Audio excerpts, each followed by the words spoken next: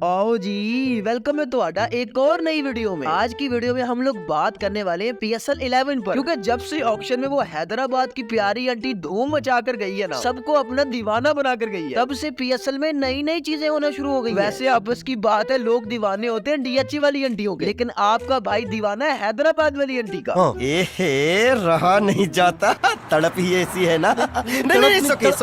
जान के टोटो पिछले 1-2 दिन से ना सोशल मीडिया पर PSL 11 बहुत ही ज्यादा ट्रेंडिंग में है। हर बंदा PSL के बारे में बात कर रहा है। बहुत से लोग कह रहे हैं जी इस दफा PSL में ऑक्शन होना चाहिए, लेकिन कुछ लोग कह रहे हैं जी ऑक्शन नहीं होना चाहिए, ड्राफ्टिंग सिस्टम ही रहना चाहिए। अब ये जो ड्राफ्टिंग के बारे में कह रहे हैं ना कि जी ड्राफ्टिंग सिस्टम ही होना चाहिए, सबसे पहले तो बंदा पानी वाला पिस्तौल लेकर इनको फड़का दे। हाँ ना भाई, जितनी सर्दी पड़ रही है अब तो बंदा पानी वाला पिस्तौल लेकर भी आवाम को लूट सकता है। खैर दोस्तों, सबसे पहले तो ये ड्राफ्टिंग वाले सीन पर बात करेंगे। उसके अलावा PSL में न्यू फॉर्मेट आया हुआ है कि PSL 11 में टीमें आपस में कैसे खेलेंगी, एक मैच होगा या 2 मैच होंगे, इसके ऊपर बात करेंगे। वैसे सही बताऊं ना तो टीम रिटेंशन पर बात करने की असल चास आएगी। फिर हम लोग प्लेयर्स को रिटेन भी करेंगे। मिसाल के तौर पर अगर किसी टीम को सिर्फ 3 प्लेयर रिटेन करने हो, तो वो कौन से 3 प्लेयर हो सकते हैं, उस पर भी बात करेंगे। अच्छा जान के टोटो, इन सब के अलावा ना एक और लोचा सोशल मीडिया पर चल रहा है। T20 वर्ल्ड कप 2026 के हवाले से इंडिया वालों को कीड़ा आया हुआ है। वो प्लेयर्स का वीजा रिजेक्ट कर रहे हैं, वो भी उन प्लेयर्स का जो पाकिस्तानी है और दूसरी टीम्स में खेल रहे हैं। इस टॉपिक पे अगर आप लोग चाहते हो कि मैं एक सेपरेट वीडियो बनाऊं, तो नीचे कमेंट सेक्शन में लाजमी बताना। खैर दोस्तों, शुरू करते हैं आज की इस वीडियो को। और वैसे भी ये वीडियो है हैदराबाद वाली प्यारी आंटी के नाम। अच्छा यार, कल ना इस्लामाबाद यूनाइटेड के शेरू ने ना एक ट्वीट किया था। अरे यार, वही शेरू जो नॉन PTS शेर बनकर घूमता रहता है PSL में, मेरा मतलब PSL के कपड़े पहनकर घूमता रहता है। वैसे शेर तो कराची किंग वालों के पास भी है, लेकिन वो 2 नंबर शेर है। 1 नंबर शेर इस्लामाबाद यूनाइटेड वालों के पास ही है। अच्छा, तो शेरू ने ट्वीट किया हुआ था, उसमें लिखा था ब्रेकिंग PSL न्यूज सून, और नीचे हिंट दिया हुआ था स्टार्ट विद एन A, जिसको इस्लामाबाद यूनाइटेड की टीम ने रीपोस्ट भी किया हुआ है। इस ट्वीट ने सही बात है कल से आग लगाई हुई है ट्विटर पर। हर बंदा कह रहा है जी A से ऑक्शन, जी A से ऑक्शन। और बात भी ठीक है भाई, PSL में A फॉर ऑक्शन ही बनता है, A फॉर आलू वाला नान तो बनता नहीं है।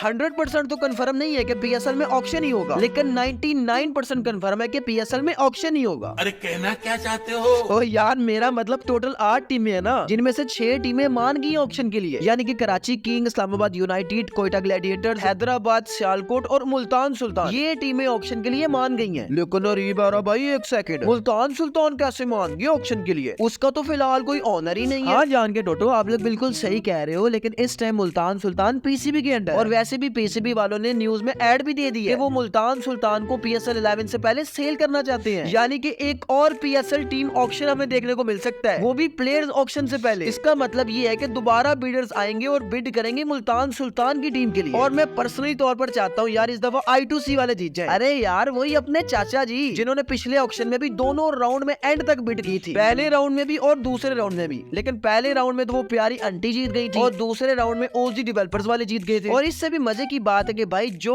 ओनर मुल्तान सुल्तान को खरीदेगा, वो मुल्तान सुल्तान की टीम का नाम भी चेंज कर सकता है। हाँ तो जान के टोटो, ये 6 टीमें हैं जो ऑक्शन के लिए मानी हुई है, लेकिन लाहौर कलंदर वाले अभी भी ड्राफ्टिंग के चक्रों में, वो चाहते हैं कि ऑक्शन नहीं हो, ड्राफ्टिंग हो। हालांकि मुझे यार ये समझ नहीं आई, लाहौर कलंदर वाले क्यों नहीं माने ऑक्शन को लेकर? 3 दफा वो लोग टाइटल जीते हुए, उन्हें तो चाहिए था सबसे पहले हाँ कर दे ऑक्शन को लेकर, लेकिन नहीं सर, इधर तो गेम ही उल्टी है। इसके अलावा पेशावर जल्मी वाले, अरे यार अपनी फेवरेट टीम, उनके बारे में खबरें चल रही है कि उन्होंने अभी तक इस मामले में कोई बात ही नहीं, मस्त घोड़े बेचकर सो रहे हैं वो लोग तो। लेकिन मुझे उम्मीद है कि पेशावर जल्मी का भी वोट जो है ना, वो ऑक्शन की तरफ ही जाएगा। खैर, आपको ना एक इंटरेस्टिंग बात बताता हूँ, इस टाइम दुनिया में जितनी भी लीग्स चल रही हैं, PSL वो वाहिद लीग है जिसमें ड्राफ्टिंग होती है। बाकी तमाम लीग्स में ड्राफ्ट के अलावा भी कुछ ना कुछ होता है यार। जैसे IPL है, IPL में सिर्फ ऑक्शन होता है, प्लेयर्स की बोली लगती है। SC T20 है साउथ अफ्रीका की लीग, IL T20 है दुबई की लीग, बांग्लादेश की लीग है यार बांग्ला प्रीमियम लीग, श्रीलंका वालों की लीग है लंका प्रीमियम लीग, और द 100 जो कि इंग्लैंड की लीग है। इन सब में ऑक्शन तो होता ही है, लेकिन ऑक्शन के अलावा ये लोग डायरेक्ट साइन इन भी कर सकते हैं, यानी कि किसी भी प्लेयर के साथ राब्ता करके डायरेक्ट उसे अपनी टीम में ले लेना। द 100 में पहले ये सीन नहीं होता था, लेकिन अब 2026 से ऐसा ही हुआ करेगा। इनके अलावा बिग बैश है जो ऑस्ट्रेलिया की लीग है, CPL है जो वेस्ट इंडीज की लीग है, और MLC है जो USA की लीग है। इन तीनों में भी ड्राफ्टिंग होती है, लेकिन ड्राफ्ट के अलावा ये लोग भी डायरेक्ट साइनिंग कर सकते हैं। अब आप लोग देख लो यार, बाद हमारी लीग है जिसमें सिर्फ ड्राफ्टिंग होती है, आप लोग डायरेक्ट कोई प्लेयर भी साइन नहीं कर सकते। बहुत हो गया यार, अब 10 साल हो गए हैं इस ड्राफ्टिंग वाले सिस्टम को। मेरे ख्याल से बिल्कुल सही टाइम है बजाने का। ओ मेरा मतलब ड्राफ्टिंग को ऑक्शन में चेंज करने का। और मैं तो कहता हूँ टीम्स को एक एक प्लेयर डायरेक्ट साइन करने की भी इजाजत दे देनी चाहिए। फिर देखते हैं यार कैसे नहीं बड़े प्लेयर आते पीएसएल खेलने। आपको याद है जब मैंने न्यू टीम्स की वीडियो बनाई तब भी मैंने कहा था कि ऑक्शन होना चाहिए पीएसएल में, क्योंकि ऑक्शन देखने की भी अपनी इजाजत है यार। जिस टीम को जिस प्लेयर की सबसे ज्यादा जरूरत है, ठीक है भाई लगाओ बोली, जो ज्यादा बोली लगा गया वो ले गया प्लेयर। मैं कहता हूँ जस्ट आ जाएगी देख। वैसे आपका इस बारे में क्या ख्याल है कमेंट सेक्शन में लाजमी बताना। चलो भाई अब बात करते हैं हम लोग पीएसएल के न्यू फॉर्मेट के बारे में, कैसी टीम्स के आपस में मैचेस होंगे। और सही बताऊं ना तो मुझे ये फॉर्मेट जरा भी पसंद नहीं आया, बिल्कुल खच फॉर्मेट है। अभी तक ऑफिशियल अनाउंसमेंट तो नहीं आई इस फॉर्मेट को लेकर, लेकिन 90% चांसेस है कि यही फॉर्मेट होगा पीएसएल में। सबसे पहले तो जितनी भी टीमें हैं ना उनके आपस में एक एक मैच होंगे, यानी कि टोटल 8 टीमें हैं तो हर टीम के टोटल 7 मैच होंगे। जब वो मैच कंप्लीट हो जाएंगे तो 8 टीमों को 2 ग्रुप्स में तकसीम कर दिया जाएगा, यानी कि 4 टीमों को एक ग्रुप में और 4 टीमों को दूसरे ग्रुप में। अच्छा जी चलो ठीक हो गया। इसके बाद जो 2 ग्रुप्स बनेंगे उनमें मौजूद टीमों के आपस में दोबारा मैचेस होंगे। दोनों ग्रुप्स में से जो 2-2 टीमें टॉप पर होंगी वो सीधा सेमीफाइनल में जाएंगी, यानी कि इस दफा डायरेक्ट सेमीफाइनल होगा, कोई प्ले ऑफ वाला सीन नहीं है। क्वालीफायर 1, क्वालीफायर 2, एलिमिनेटर ये सब नहीं होने वाला इस दफा। सेमीफाइनल के बाद आपको पता फाइनल होगा और एक टीम चैंपियन बन जाएगी। नहीं बाकी सारी बातें तो चलो ठीक है समझ में आ रही है, लेकिन भैंस की आंख एक चीज नहीं मुझे समझ में आई। अगर एक एक मैच करवाने के बाद भी 2 ग्रुप्स बनाने हैं और कोई टीम बाहर नहीं होगी पीएसएल से, तो फिर ये जो आपस में मैचेस होने हैं टीमों के, ये तो फिर ट्राई मैच हुए ना कि बेशक एक टीम 7 के 7 मैच हार जाए फिर भी वो पीएसएल से बाहर नहीं होगी, तब भी उसके पास चांस होगा कि वो पीएसएल का टाइटल जीत सकती है। सही बताऊं ना जब मैंने ये फॉर्मेट देखा तो मेरे दिल से सिर्फ एक ही आवाज आई, ये क्या है, ये तो टट्टी है।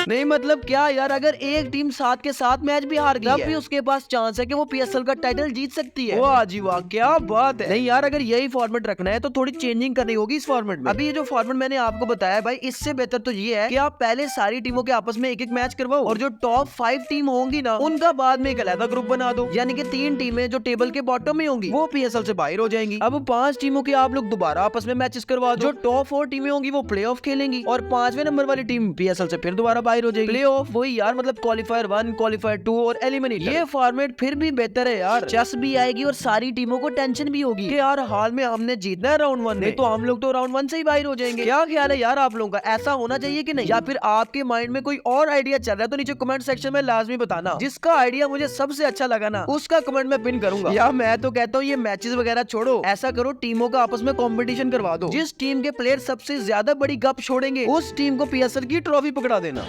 चलो भाई अब बात करते हैं प्लेयर रिटेंशन पर। अब तक ये तो कंफर्म नहीं है कि कितने प्लेयर रिटेन कर सकती है पीएसएल 11 के लिए टीमें। वैसे ऑफिशियल अनाउंसमेंट तो आ जाएगी कुछ ही दिनों तक, लेकिन ज्यादा चांसेस यही है कि सिर्फ 3 प्लेयर की इजाजत मिलने वाली है। और मजे की बात है कि इस चीज पर भी लाहौर कलंदर वालों को मसला है, वो कह रहे हैं कि कम से कम 5 प्लेयर रिटेन करने की इजाजत मिलनी चाहिए। अब असल में यार यहाँ पर लाहौर कलंदर वालों का रोना बिल्कुल ठीक है, क्योंकि लाहौर कलंदर वाले प्लेयर्स को खुद तैयार करते हैं, जैसे कि शाहीन शाह अफरीदी है, हारिस रऊफ है, सलमान मिर्जा है, अहमद दानियाल है और बहुत से प्लेयर है यार जो लाहौर कलंदर वालों ने खुद तैयार किए हुए। अब लाहौर कलंदर वाले फंसे पड़े हैं कि अगर सिर्फ 3 रिटेंशन मिलती है तो उन्हें तो समझ नहीं आ रही कि किस प्लेयर को रिटेन करें और किस प्लेयर को रिलीज करें, क्योंकि लाहौर कलंदर की टीम में काफी ऐसे प्लेयर हैं जिन्हें वो रिलीज नहीं करना चाहते, जैसे सिकंदर रजा यार, फकर जमान है, सलमान मिर्जा है, शाहीन शाह अफरीदी है, हारिस रऊफ है, जमान खान है। इसलिए भाई बड़ी चस आने वाली है इस दफा पीएसएल में। ऑलमोस्ट सारी टीमों को कुछ ऐसे प्लेयर रिलीज करने पड़ेंगे जिन्हें वो रिलीज नहीं करना चाहते, लेकिन क्या करें भाई मजबूरी है, करना तो पड़ेगा। अभी तो जो 2 नई टीम्स आई है ना उनके ओनर पता क्या कह रहे हैं, उनके ओनर तो कह रहे हैं सारे के सारे प्लेयर ही रिलीज कर दे, यानी कि सारे प्लेयर ऑक्शन में आए। ओ भाई कसम से अगर ऐसा हो गया ना तो चस आ जाएगी, बहुत महंगा महंगा प्लेयर बिकेगा। इमेजिन करो यार आप लोग पीएसएल में शाहीन शाह अफरीदी पर बोली लग रही होगी, बाबर आजम पर बोली लग रही होगी, मोहम्मद आमिर पर बोली लग रही होगी, क्या सीन होंगे यार वो। मैं तो कहता हूँ करो सबको रिलीज यार, अगर मजा ना आगे तो पैसे वापस है। वैसे ऐसा होगा नहीं। खैर दोस्तों अगर 3 प्लेयर रिटेन करने की इजाजत मिलती है तो वो कौन से 3 प्लेयर होंगे सारी टीमों के, चलो जरा इस पर बात करते हैं। सबसे पहले लाहौर कलंदर का। लाहौर कलंदर का मुझे ऐसा लगता है कि वो शाहीन अफरीदी, हारिस रऊफ और फकर जमान इन तीनों प्लेयर्स को रिटेन करेंगे। वैसे भी जान के टोटो ये तीनों के तीनों सीनियर प्लेयर है लाहौर कलंदर के और चाहते हुए भी वो इन्हें रिलीज नहीं कर सकते। मेरे तो यही 3 प्लेयर हैं लाहौर कलंदर के। आपको कौन से 3 प्लेयर लगते हैं कमेंट सेक्शन में लाजमी बताना। अब अगर हम लोग पेशावर ज़ल्मी की बात करें तो पेशावर ज़ल्मी में सबसे पहले तो आएगा बाबर आजम को रिलीज करने के बारे में पेशावर वाले हकीकत में तो छोड़ो सपने में भी नहीं सोच सकते। बाबर आजम के अलावा एक मुझे अहमद दानियाल लगता है और दूसरा मुझे मास सदाकत लगता है। हाँ हाँ मुझे पता है आपके माइंड में मोहम्मद हारिस और साइम अयूब आ रहे होंगे, लेकिन भाई साहब इस दफा ये दोनों प्लेयर आपको नजर नहीं आएंगे पेशावर से खेलते हुए। मोहम्मद हारिस का तो मुझे बिल्कुल ही नहीं लगता